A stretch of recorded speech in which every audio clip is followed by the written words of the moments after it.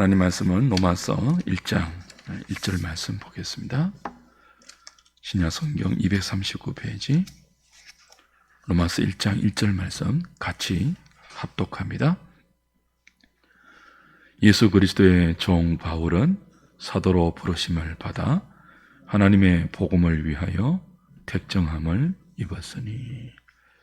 아멘.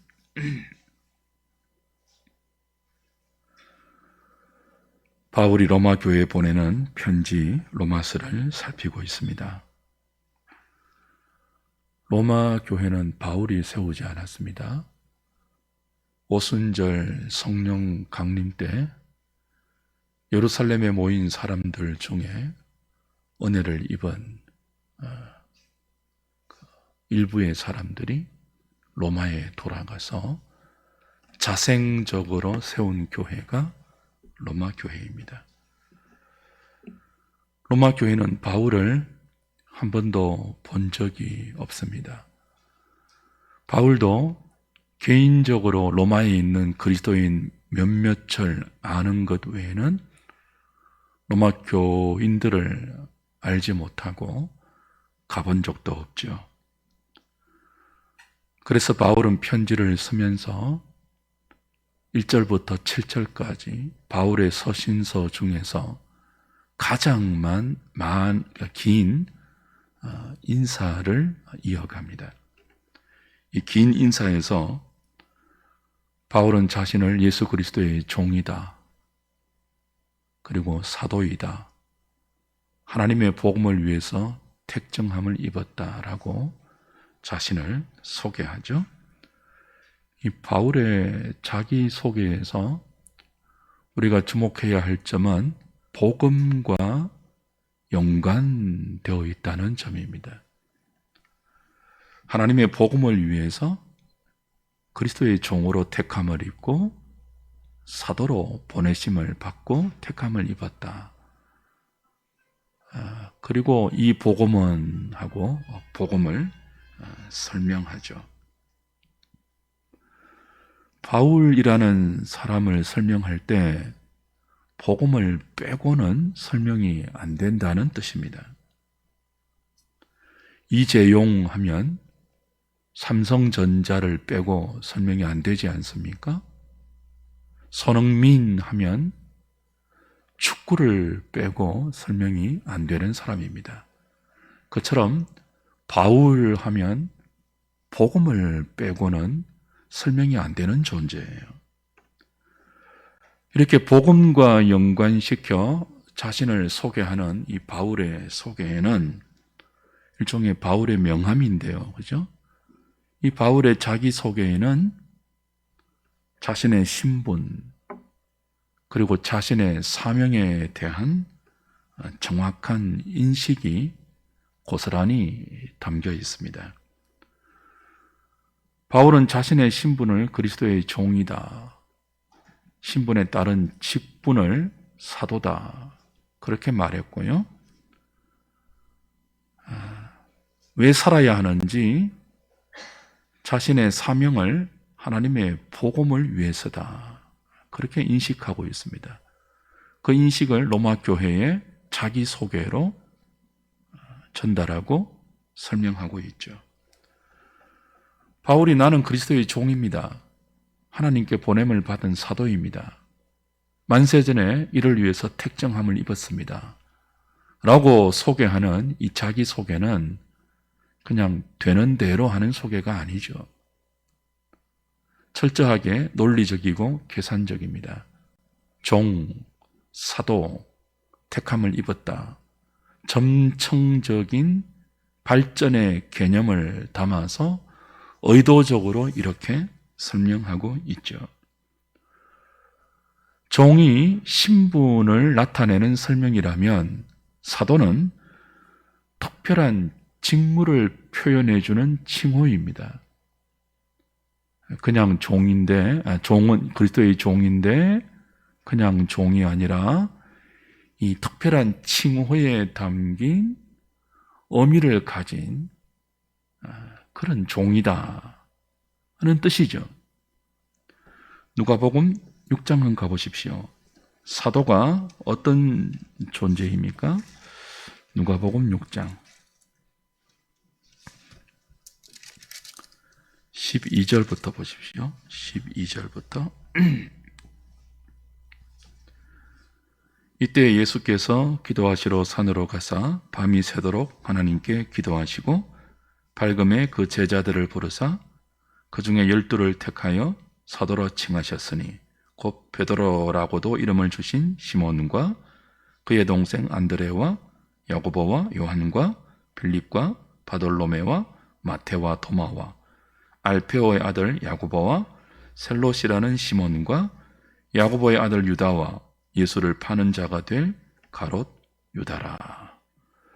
12 사도를 예수께서 직접 세우는 장면이죠. 제자와 사도는 동의어가 아닙니다. 예수님에게는 많은 제자가 있었습니다. 12 제자만이 아니라 수많은 제자가 있었습니다. 그러나 사도는 그 수많은 제자들 중에서 예수님이 밤이 새도록 기도하고 하나님의 뜻을 확인한 후에 따로 그 수많은 제자들 중에서 따로 12를 불러 특별한 직무를 맡아 세우신 사람들이 사도입니다. 12 사도이죠. 바울이 자신을 그리스도의 종이라고 밝힌 뒤에 곧이어서 나는 사도로 보내심을 받았다, 부르심을 입었다라고 소개하는 이유는 두 가지 뜻이 있습니다. 하나는 말씀드린 대로 당시의 종, 노예라고 하면 아주 천박한 인권을 대접받지 못했던 그런 남에게 소개하기 부끄러운 신분 아닙니까? 그런데 이 자신의 주인 되는 예수 그리스도가 너무나 선하고 위대하고 탁월한 주인이기 때문에 주저없이 나는 그리스도의 종이다 라고 소개했고, 이어서 그러므로 이 종은 로마 당시에 6천만 명에 가까운 그런 멸시받는 종이 아니라 주인으로부터 특별한 직무를 맡아 보냄을 받은 특별한 종이다. 명예스러운 종이다. 자랑스러운 종이다. 영광스러운 종이다 하는 의미가 있죠. 사도의 사전적인 정의는 보냄을 받은 자, 그런 뜻입니다. 그러나 사도라는 칭호에 담겨 있는 의미는 사전적 정의보다 훨씬 크고 넓고 광대합니다. 사도는 그냥 보냄받은 자가 아닙니다. 그리스도가, 주인이신 그리스도가 어떤 특별한 목적을 위해서 자신을 대리하고 자신을 대변하는 지위와 그에 걸맞는 권위와 권능을 맡겨서 보내는 자가 사도입니다. 많은 제자가 있지만 그 중에 특별히 12 제자만 가려 뽑아서 그리스도를 대신하게 했어요. 그리스도를 대변하게 했습니다. 특별히 신약 교회를 창설할 수 있는 권위와 권능을 부여했습니다. 사도가 이렇게 특별한 직무를 맡은 영광스러운 직분이기 때문에 초대교회 당시는 자기 스스로 사도라고 자처하고 돌아다니는 거짓말쟁이들이 많이 있었습니다. 계시록 2장 한번 가보십시오. 계시록 2장.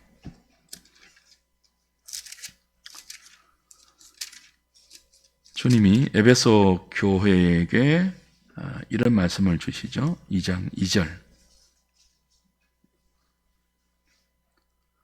내가 내 행위와 수고와 내 인내를 알고 또 악한 자들을 용납하지 아니한 것과 자칭 사도라 하되 아닌 자들을 시험하여 그의 거짓된 것을 내가 드러낸 것과. 그렇죠? 에베소 교회를 향한 주님의 칭찬 중에 하나는 자칭 사도라 하되 아닌 자들, 그들을 시험하여 드러낸 것이에요. 그 무슨 뜻이에요?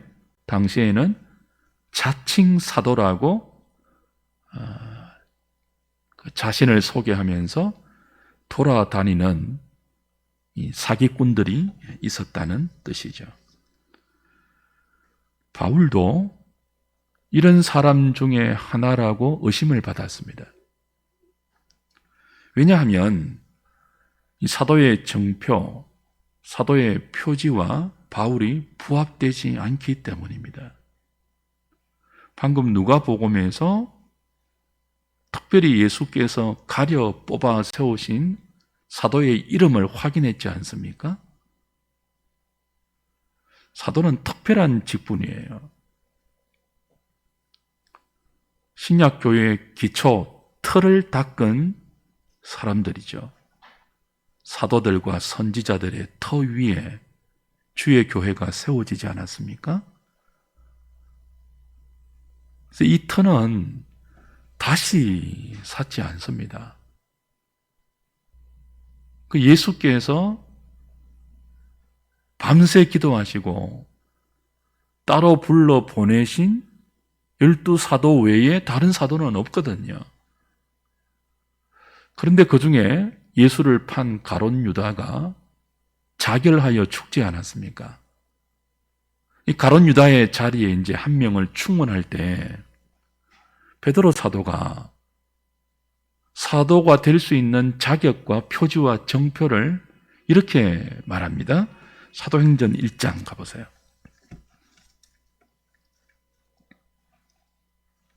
사도행전 1장 15절부터 보십시오. 1장 15절. 모인 무리의 수가 약 120명이나 되더라. 그때 베드로가 그 형제들 가운데서 일어서서 이르되, 형제들아, 성령이 다윗의 입을 통하여 예수 잡는 자들의 길잡이가 된 유다를 가리켜 미리 말씀하신 성경이 응하였으니 마땅하도다. 이 사람은 본래 우리 수 가운데 참여하여, 그 우리 수는 사도의 수예요. 12사도이죠. 이 직무의 한 부분을 맡았던 자라. 이 사람이 불의의 삭스로 밭을 사고 예수를 판 돈으로 밭을 사고 후에 몸이 곤두박질하여 배가 터져 창자가 다 흘러나온지라. 이 일이 예루살렘에 사는 모든 사람에게 알리어져 그들의 말로는 그 밭을 아겔다마라 하니 이는 피밭이라는 뜻이라. 시편에 기록하였으되 그의 거처를 황폐하게 하시며 거기 거하는 자가 없게 하소서 하였고, 또 일렀으되 그의 직분을, 사도의 직분이에요, 그의 직분을 타인이 취하게 하소서 하였도다. 이미 시편 말씀에 유다의 죽음과 그로 말미암는 사도의 직분을 충원할 것이 예고되어 있었죠. 이제 그걸 하자는 거예요. 21절. 이러함으로 요한의 세례로부터 우리 가운데서 올려져 가신 날까지 주 예수께서 우리 가운데 출입하실 때에 항상 우리와 함께 다니던 사람 중에 하나를 세워 우리와 더불어 예수께서 부활하심을 정언할 사람이 되게 하여야 하리라 하거늘. 그래서 이제 이런 자격으로, 어떤 자격이죠?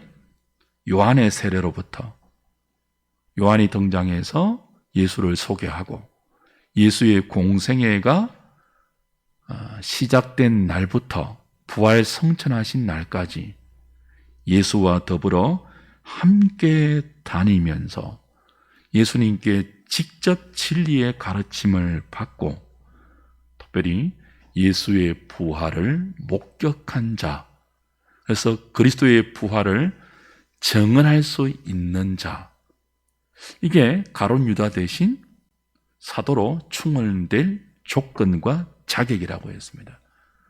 이런 사도의 표지에 의하면 바울은 적합한 인물이 아니잖아요. 그래서 그 제비를 뽑아서 마띠아가 뽑혔죠. 바울은 세례 요한의 때부터 그리스도가 부활 성천하실 때까지 예수와 함께 다닌 적이 없습니다. 예수를 믿지 않았죠. 예수님을 따라다니지 않았죠.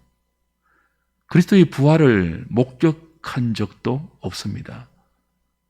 그러니 사도 베드로가 제시한 사도의 자격에 의하면 바울은 부합하지 않아요. 자격이 없죠.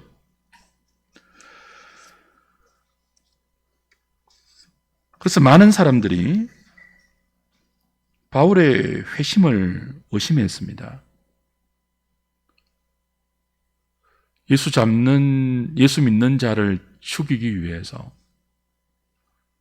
하나님의 교회를 박멸하기 위해서 살기등등했던 사울이 회심했다.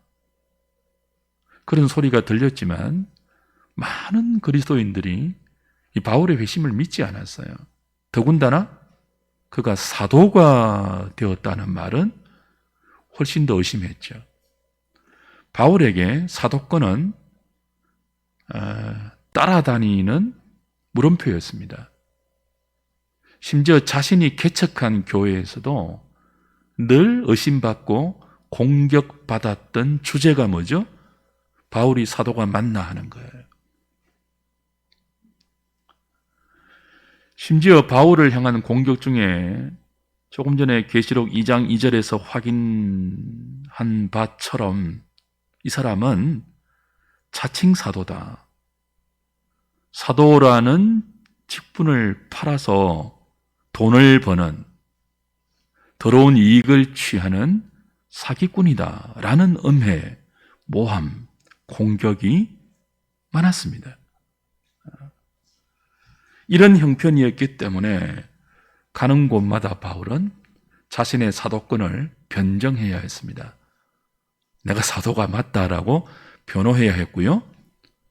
자신이 보내는 편지에도 거의 대부분은 자신을 소개할 때 내가 예수 그리스도의 종인 동시에 그리스도가 친히 보낸 사도이다라고 자신의 사도됨을 밝히면서 편지의 권위를 스스로 변정하죠. 로마서도 마찬가지입니다. 예수 그리스도의 종 바울은 사도로 부르심을 받아 하나님의 복음을 위해서 택정함을 입었다. 그리스도의 종인데 그 주인이신 그리스도가 친히 나를 이방인의 사도로 보내었고, 그것도 모자라서 뭘 보충하죠? 창세전에 하나님의 복음을 위해서 나를 그리스도의 종과 이방인의 사도로 택하셨다. 하나님의 예정까지 끌어와서 자기의 사도됨을 변정하고 있습니다.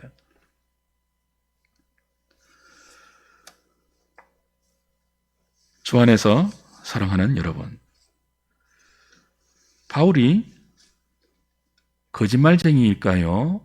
사도가 맞을까요? 베드로가 제시하는 사도의 자격에는 부합하지 않잖아요.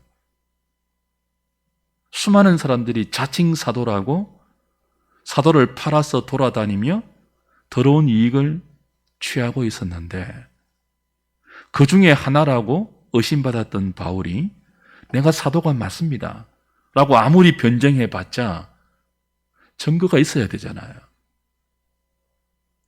바울이 사도가 맞죠? 사도행전 26장 보십시오. 사도행전 26장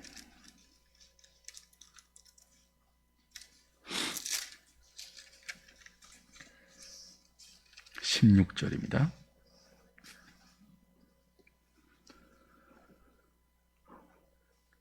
바울이 예수 믿는 자들을 잡아 죽이기 위해서 다메섹 도상으로 가고 있을 때 부활하신 주님이 사울아 사울아 내가 어찌하여 나를 박해하느냐 나타나시죠.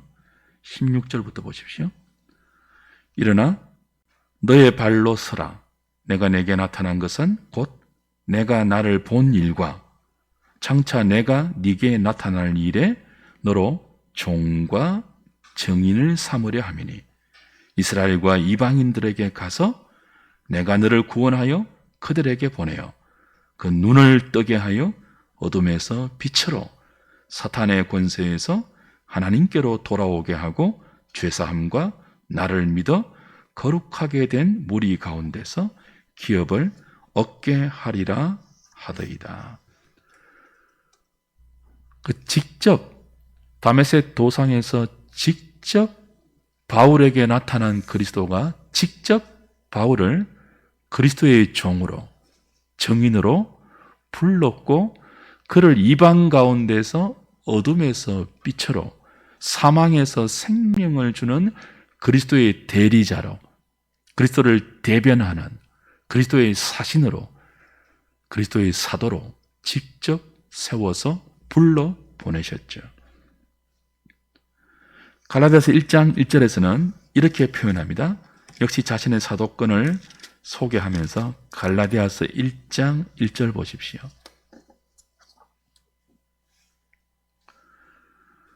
사람들에게서 난 것도 아니요 사람으로 말미암은 것도 아니요 오직 예수 그리스도와 그를 죽은 자 가운데서 살리신 하나님 아버지로 말미암아 사도된 바울은, 자신의 사도권은 사람으로 말미암지 않았다고 하죠.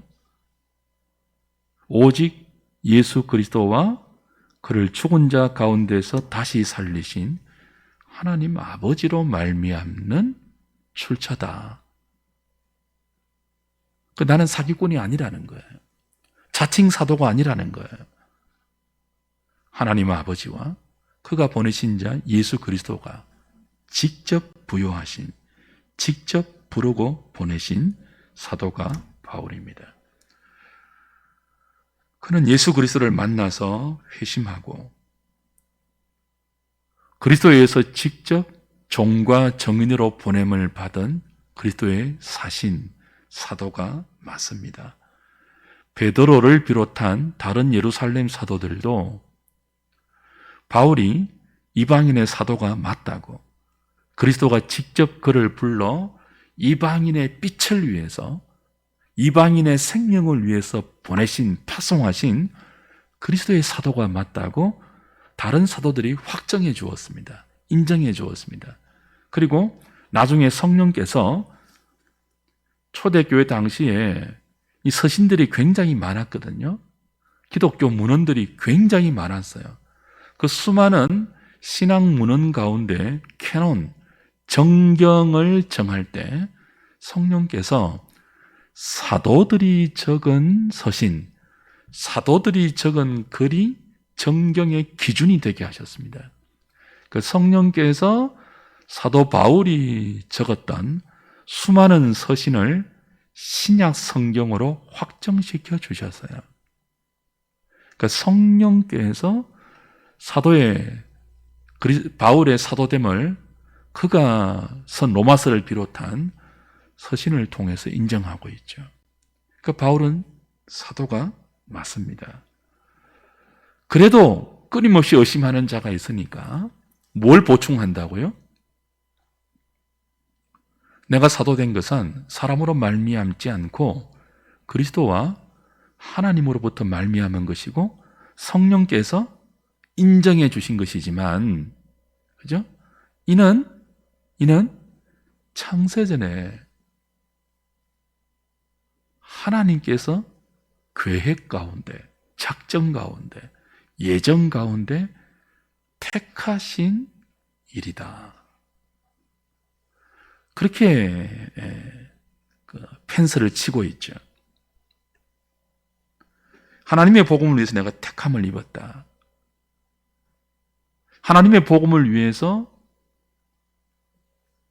창세전에 성삼위 하나님께서 나를 그리스도의 종과 사도가 될 수 있도록 택하셨고, 때가 되어서 예수 믿는 자들을 죽이려고 가는 다메섹 도상에서 부활하신 그리스도가 나를 부르셨다. 그건 우연이나 즉흥적인 사건이 아니라 우리가 모르는 신비한 하나님의 영원전의 계획 속에 이미 계획되어 있었던 하나님의 뜻이다. 그렇게 밝히고 있습니다. 하나님의 복음을 위해서 택정함을 입었다라고 할 때 이 택정이라는 단어는 한쪽으로 구분해 둔다, 구별이라는 뜻이에요. 바울이 회심하기 전에 바리새인이었잖아요. 바리새인이라는 단어도 분리하다, separate, 구분한다, 그런 뜻입니다. 그러니까 바울은 그리스도를 만나기 전에는요, 스스로 자기가 다른 사람과 자신을 분리시킨 바리새인이었어요. 바리새인들은 길에서 걸어갈 때도 한쪽으로 걸었습니다. 다른 사람과 자신을 따로 구별시켜서 사람들이 다니지 않는 한쪽 길로 걸어갔어요. 사람들의 옷과 자기의 옷자락이 닿으면 부정하게 될까 봐 이렇게 자기 스스로 자신을 분리시킨 사람들이 바리새인이었고, 바울은 바리새파 중에 바리새파였습니다. 그러나 지금은 자기가 자신을 구별하여 분리시키는 바리새파가 아니라 하나님께서 그의 독생자 예수 그리스도가 그를 불러 분리시켜 주신, 구별시켜 주신 하나님의 복음을 위해서 특별하게 구별시켜 주신 그리스도의 종이고 사도이죠. 그는 거짓된 구별에서 하나님에 의하여 참된 구별로 바뀌었습니다. 사람의 구별에서 하나님의 구별로 변화되었습니다. 바리새인일 때 그는 하나님의 교회를 심히 핍박했습니다. 잔해했습니다. 하나님은 그런 바울을 만세전에 택정하여 구별시켜 주셨습니다. 하나님을 전하고 그의 독생자 예수 그리스도를 전하는 이방인의 사도로 택하여 놓았습니다. 따로 구별하여 놓았습니다. 이 예정의 교리, 택함의 교리, 수많은 사람들이 걸려 넘어졌던 성경의 위대한 진리, 이 진리는 하나님의 놀라운 구원의 섭리와 거기에 담겨있는 영광을 찬송하기 위한 교리이지, 하나님을 불합리하다고 불평하기 위한 성경의 진술이 아니에요. 갈라디아서 1장 13절 다시 보십시오. 바울이 예정의 교리를 깨닫고 자신이 그리스도에 의해서 부름받은 것이 즉흥적인 사건이 아니라 창세전에 예정되어 있었던 하나님의 계획임을 깨닫고 이렇게 설명하죠. 13절부터 내가 이전에 유대교에 있을 때에 행한 일을 너희가 들었거니와 하나님의 교회를 심히 박해하여 멸하고 내가 내 동족 중 여러 영각자보다 유대교를 지나치게 믿어 내 조상의 전통에 대하여 더욱 열심히 있었으나 그러나 내 어머니의 태로부터 나를 뭐하시고요? 택정하시고 그의 은혜로 나를 부르시니가 그의 아들을 이방에 전하기 위하여 그를 내 속에 나타내시기를 기뻐하셨을 때에 내가 곧 혈육과 언언하지 아니하고 또 나보다 먼저 사도된 자들을 만나려고 예루살렘으로 가지 아니하고 아라비아로 갔다가 다시 다메섹으로 돌아갔노라. 바울이 자신은 사도다, 예수 그리스도의 소유다, 예수 그리스도의 노예다. 그리고 이것은 창세전부터 하나님의 계획 속에 있던 뜻이 내 인생의 역사 가운데 실현된 것이다 라고 깨달은 것은요, 한참 생각하고 고민하면서 내린 결론이 아니에요. 우연한 사건과 환경들이 이 바울의 소명의식을 발생시킨 것도 아닙니다. 바울의 소명은, 바울의 신분에 대한 자기 인식은 영원 전부터 있었던 하나님의 영원한 목적과 계획과 예정에 속한 일입니다. 우리가 알다시피 바울은 스스로 예수 믿으려고 한 적이 없습니다. 그는 예수 믿으려고 결단하고 결심한 적이 없어요. 오히려 어떻게 했다고요? 예수 믿는 자들을 죽이려고 돌아다니는 자야 아니었습니까? 이런 바울을 성경은 하나님께서 창세전에 선택하셨다 그럽니다. 그리스도를 전하는 이방의 그릇으로, 생명의 도구로, 그리스도의 종으로, 사도로 따로 구별하여 택정했다. 그렇게 진술하고 있습니다.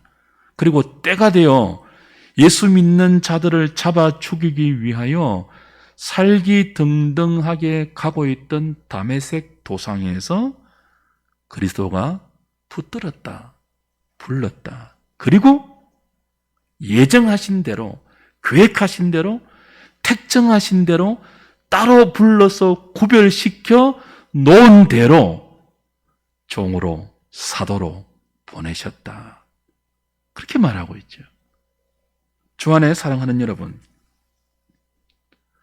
저와 여러분들이 예수 믿은 것도 똑같지 않습니까?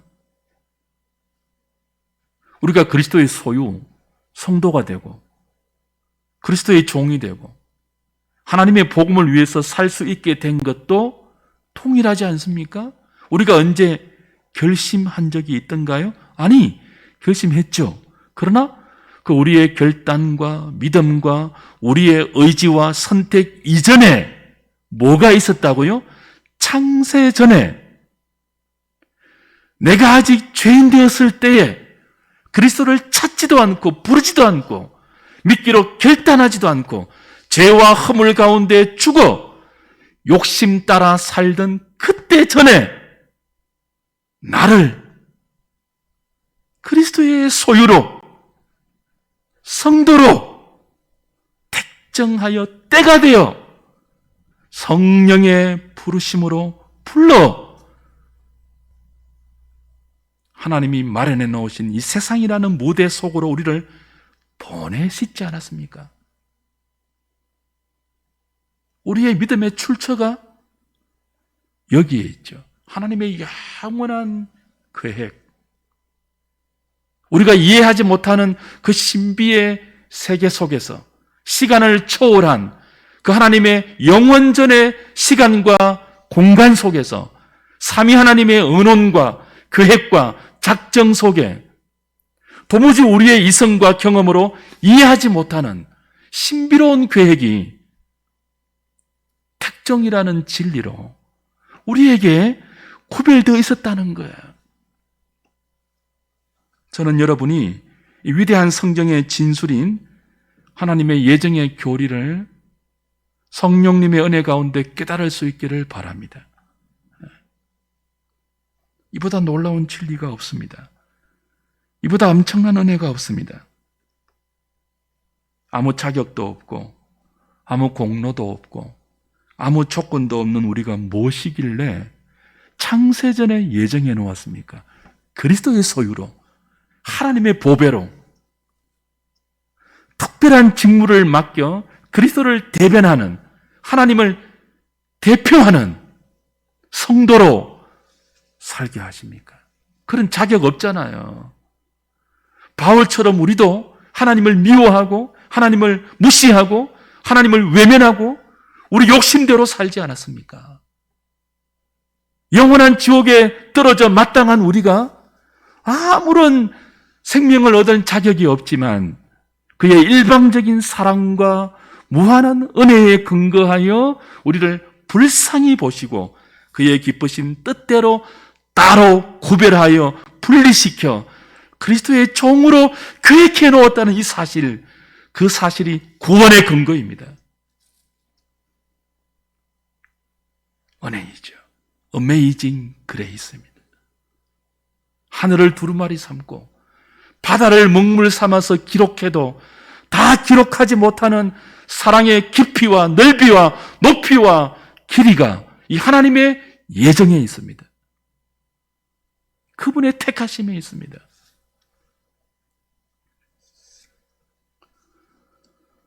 삼총사라는 소설 아시죠?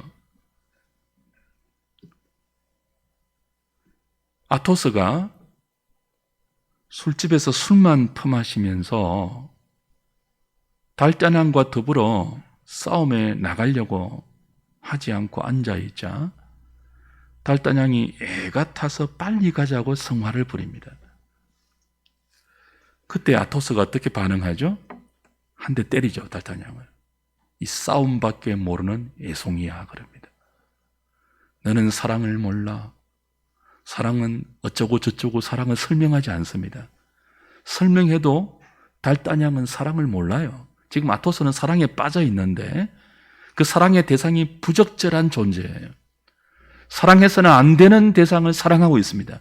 근데 이 사랑을 끊을 수가 없어요. 끊어야 하는데 끊을 수 없으니까 술집에서 술을 품마시고 있죠. 달단양은 남자가 지금 시급한 싸움이 있는데 여자와 사랑에 빠져 있다는 사실이 이해가 안 돼요. 사랑이라는 세계를 달단양은 모르거든요. 모르는 사람한테 아토스가 사랑을 설명한들 알겠습니까? 어떻게 한다고요? 한 대 때리죠. 이 싸움밖에 모르는 애송이야. 하나님의 예정, 하나님의 택하심의 세계를 우린 모릅니다. 설명해도 몰라요. 우리의 경험 바뀌고 이성 바뀌고 우리의 무대 밖에 있는 하나님께 속한 신비한 영역이에요.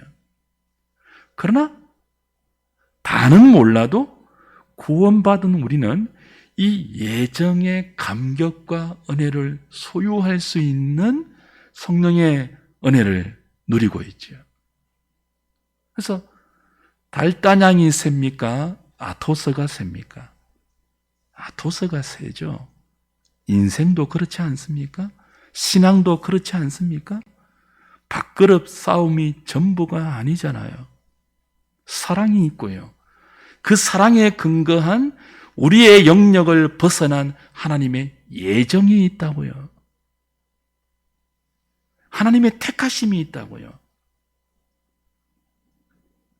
우리가 길을 쉬고 달려들어도 꺾지 못하는 하나님의 열심이 있다고요. 그 세계가 있다고요. 그 세계에 눈을 뜨는 순간 하나님이 예정이라는 진리의 웅덩이에 발을 딛는 순간 우리를 향해서 베풀어진 하나님의 은혜와 사랑이 만세전에 자격 없는 나에게 어떤 이유로 어떤 명목으로 허락되었는지 모르겠지만 내가 이 위대한 하나님의 택정함에 사랑의 대상이 되어 있다는 사실을 알 때 우리는 스스로 그리스도의 노예가 되기를 자처하죠. 그리고 나 같은 벌레만도 못한 나를 구원하신 것도 감사한데 특별한 직무를 맡겨 성도로 불러 보내주신 사도는 더 이상 없잖아요. 우리는 성도라는 사도성을 갖고 있잖아요. 보냄을 받은 자, 누구에 의해서요? 택하여 주신 하나님에 의하여 이 세상에서 하나님의 복음을 위하여 믿음으로 살라고 만세전에 따로 불러 구별하여 주신 택함을 입은 자라는 이 진리에 눈을 뜨게 될 때 왜 살아야 하는지, 왜 내가 여기 존재해야 하는지, 나의 신분은 무엇인지 알게 되죠. 주 안에서 사랑하는 여러분, 사람이 살 때 자기가 누구인지를 아는 이 정체성, 자기 신분에 관한 신분의식 얼마나 중요해요. 내가 왜 살아야 하는지를, 인생의 목적, 이 소명, 사명의식이 얼마나 중요합니까? 아프리카에 스프링 팍이라는 그 산양이 있지 않습니까? 이 짐승들은 이유 없이 집단으로 달리기를 시작하여 나중에 전부 벼랑으로 떨어져 죽는 그 화면으로 유명세를 타고 있죠. 아마 여러분 그런 그림을, 그런 그 화면을 TV에서나 혹은 다른 미디어에서 본 적이 있을 거예요. 넓은 초원에 수천 마리씩 떼를 지어 처음에는 한가롭게 풀을 떴죠. 근데 어느 순간 달리기를 천천히 시작하죠. 왜 그렇습니까? 처음에는 동물학자들이 이 스프링 파악이 집단으로 벼랑에 떨어져서 죽는 것을 보고 집단 자살하는 줄 알았습니다. 근데 연구를 거듭한 결과 집단 자살이 아니라 어리석은 양의 본성에 의한 몰사임이 밝혀졌죠. 처음에 한가롭게 초원에서 풀을 떴던 이 수천 마리, 수만 마리의 이 스프링 팝 떼들이 왜 뛰기 시작하죠?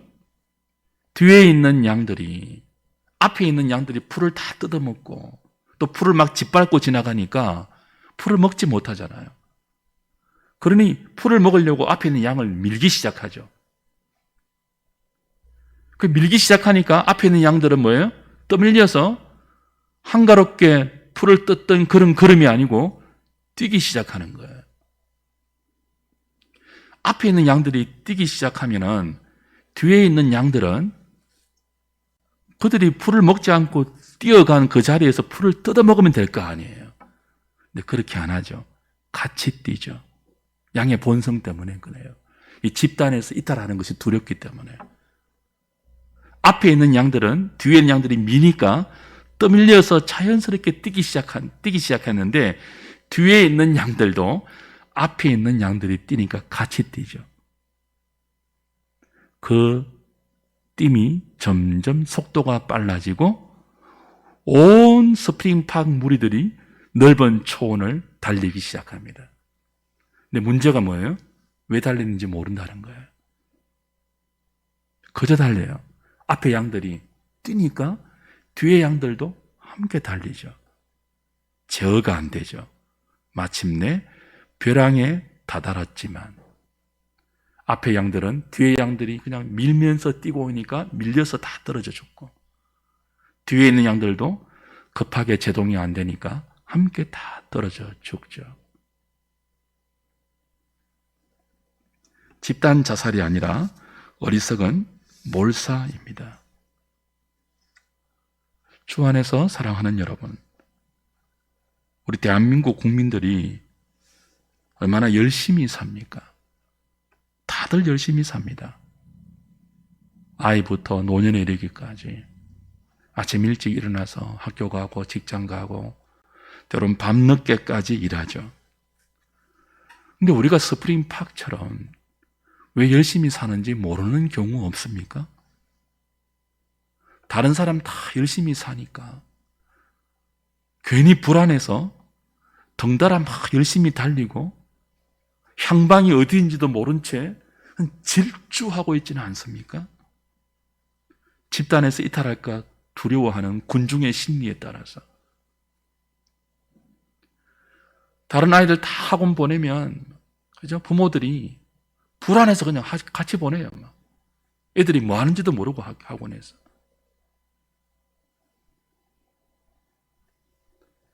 우린 뒤처질까 두려워해서 무작정 달리는 경우가 많습니다. 주변을 보십시오. 왜 살아야 하는지, 자신의 신분이 뭔지, 왜 뛰는지, 자신의 사명과 신분에 대해서 인식하고 그 의식대로 정체성대로 살아가는 사람들 많이 있던가요? 그렇게 많지 않습니다. 우린 스프링팍 같을 수도 있습니다. 되는 대로 살고 생각 없이 사는 사람들이 의외로 많습니다. 제대로 살려면 내가 어떤 사람인지, 무엇을 위해 살아야 하는지를 알아야죠. 그게 오늘 바울의 자기소개에 고스란히 담겨 있지 않습니까? 우리는 하나님의 자녀입니다. 우리의 신분이에요.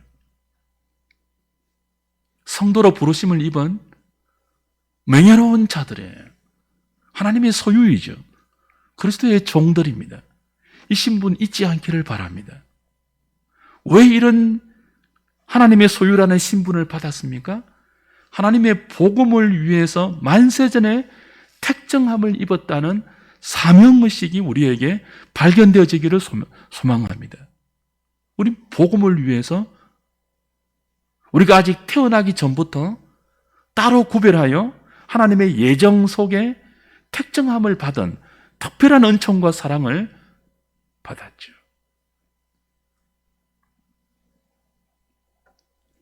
이 신분의식과 소명의식을 다시 한번 잘 인식하시고 한 주간의 삶의 무대를 무작정 사시지 말고 내가 누구인지 무엇을 위해 살아야 하는지를 생각하고 그에 걸맞는 한 주의 삶을 믿음으로 잘 정진하시기를 주님의 이름으로 축복합니다.